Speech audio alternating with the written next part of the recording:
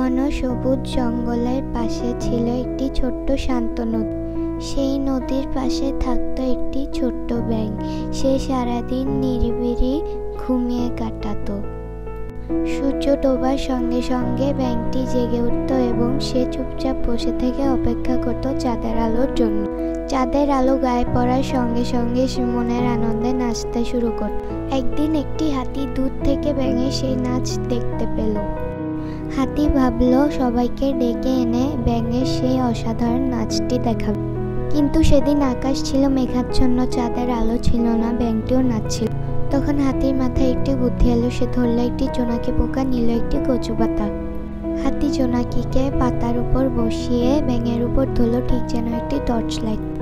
আলো পড়তেই ব্যাঙটি তার সেই অসাধারণ নাচ শুরু করলো। সব প্রাণী ব্যাঙের সেই নাচ দেখে খুশি হয়ে হাততালি দিতে শুরু করলো এবং হাসতে